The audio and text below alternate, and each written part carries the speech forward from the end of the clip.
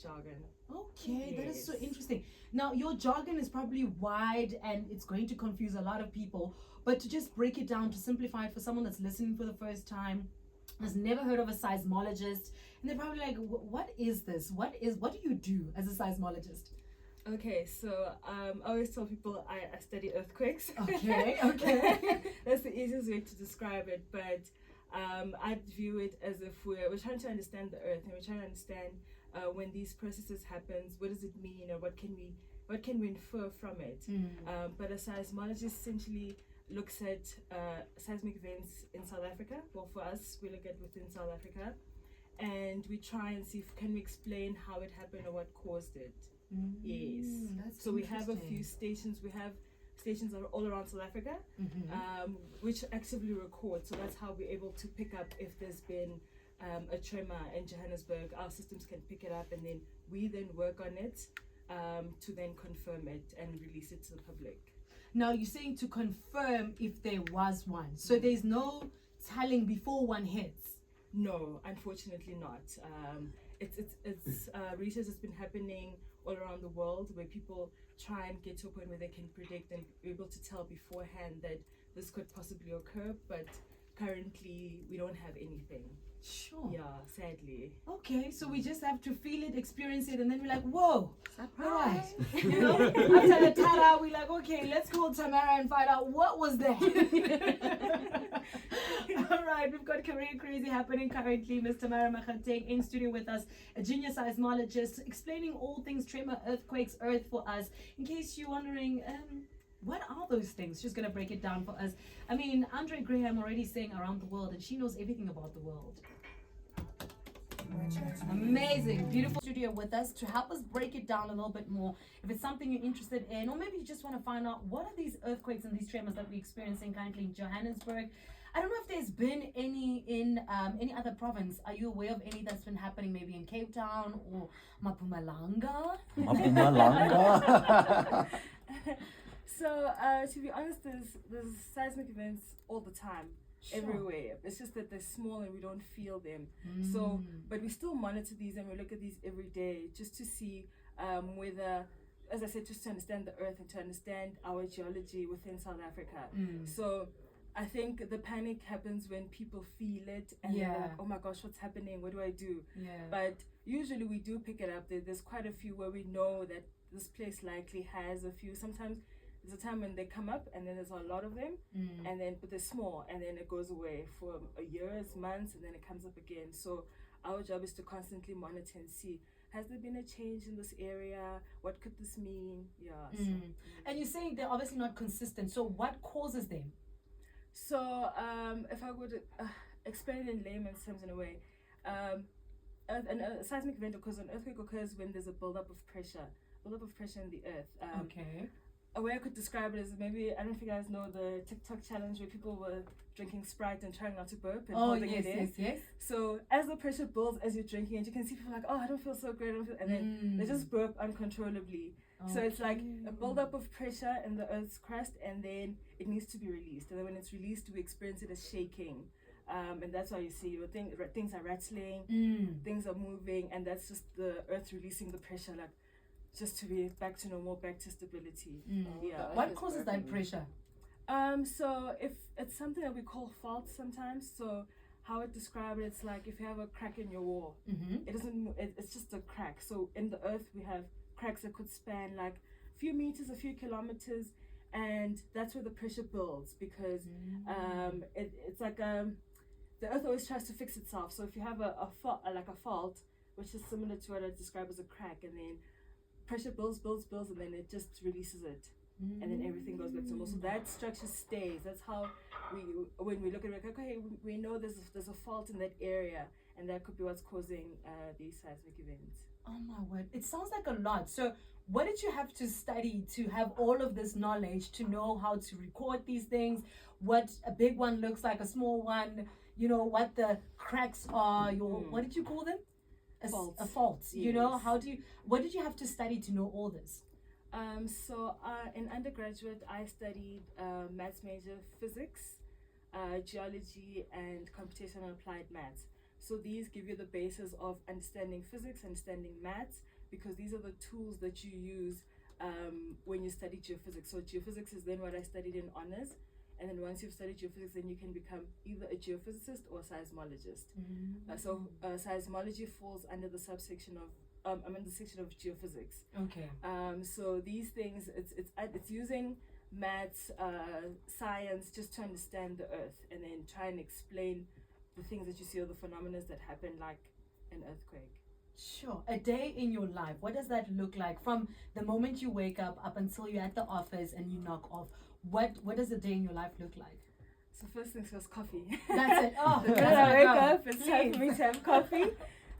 Just to start my day, and then depending on the type of day, on a usual day, I come in and then I look at seismic events from the previous day. Okay. So because we're constantly monitoring every day, our systems are on 24/7. So when we come in the following day, we have a look. We're like, okay, and then we confirm, because we have a software that almost picks them up automatically. Okay. Ours is to look, did it put it in the right place? Did it and then we just check that, and we say we've confirmed it. And then afterwards, because we are a research council at Council for Geoscience, there are a few research projects that I'm also working on. But when there's a tremor, then things are different. Then things are on the go, hectic. I can imagine, you wake up, the first thing you do is that you're gonna wake up, you're gonna confirm it, then you send it to the geologist. The geologist will then look at, okay, what does the area look like? Are there any faults? What is the geology like? And then we try and always have a poster out, just to explain to people that this is the geology in the area, this is what has happened in this area in the past. Because I can imagine X is running wild. Yes. And they're on your case, like, guys, fix the F, what's going on? Okay. So it's nice to give people context as well, to understand, okay, this has been happening. They may realize, oh gosh, I didn't even know it happened last year at this point in time. So that's when there's a big seismic event, and we know we have to get ready, and things are like, then you even work. If it's a Saturday, you take your laptop out and you yes. So you don't have just a Monday to Friday. Even Saturday or Sunday, you can get a call and then you have to jump in and work. Yes. Yeah. Sure. So these tremors got you working hard, hey? They got us on our toes. All right, we're chatting to our junior seismologist Tamara in studio with us. We're trying to confirm what these tremors are, what we're experiencing currently, but also a little bit more about what it takes to actually be a seismologist and what they get to do and what it looks like in the field of work that they do. Take me home, Zubin Bushleji and Paul Timich is coming through. Okay. The seismologist in studio with us, Tamara, and she's helping us understand a little bit more about these earth tremors and earthquakes and what is actually happening inside our little world. We all stay in our little bubbles, but sometimes that bubble gets shaken and you're like, what is going on? Now, Tamara, I think I find it very interesting that there's some people that say that, the mining has a huge impact on these tremors that we're experiencing, but apparently it's the ones that date like years ago, like 100 years back, and not the current mining that's happening right now. Is that true?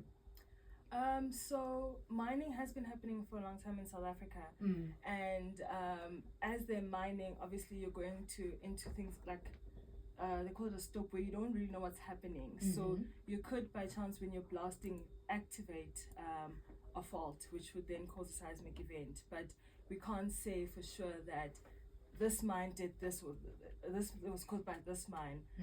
But all we can do is just work with the mines, because we do have seismic networks in the mines where it's a more dense network, where we constantly monitoring in the mines as well, and we work together with the mining companies just to understand what's happening. Yes.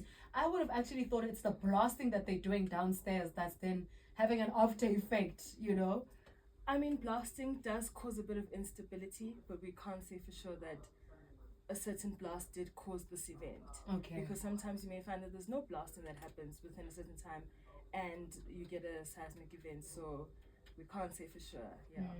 That's so interesting. Do you think that we will ever experience like a hectic earthquake in South Africa? Like, based on the knowledge that you have currently, what you guys have seen, the what were you saying? Seismic activity. There it is. Yes. that you guys have seen. Would you say that there's a possibility of like a big earthquake hitting South Africa at any point, or not at all? We can't say for sure, to be honest. But I think the largest that we have had that I'm aware of was at a 5.4 magnitude, and that did cause extensive damage to people's property in the area, and it was felt as far as Mpumalanga and outside of Gauteng. Sure. So that was one of the biggest ones, but we can't say for sure that we're gonna have a big one or not. Yeah. Sure, that is actually so hectic. I think that's the scary part about these things. Like, you never know when they're gonna hit and how much damage it's gonna cause, right? Yes. We've got a question here coming through from Ironman. I just want you to prop up those headphones on your head, and tell me if you can hear clearly what Ironman is asking. Morning, team. Morning. Brand new show, your brand new old show. I just wanted to ask your guest there, what are they doing when the seismometers not really doing anything? Because like earthquakes don't happen every day, they're just sitting down. What are they doing in that field when there's no earthquakes and all of that? I just want to know. Okay, like, hey, it's kind of weird. That is such a weird question, but it makes sense. I get it. What would you say?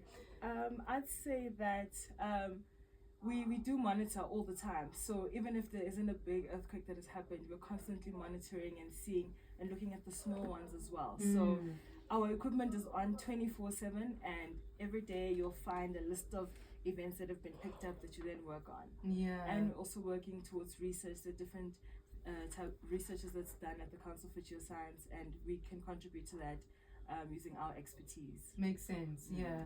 All right, Tamara is in studio with us, our seismologist, and she's helping us understand a little bit more about what is happening in the world, what is happening underneath this earth of ours, whether it is the mining impacting it or whether it's just the earth fixing itself, like she said. Got some music coming through your way. We've got Lil Boo Thang by Paul Russell, and then we jump back into your news and sports. Sure that we are up to date in terms of what it takes to be a seismologist and everything that happens out there.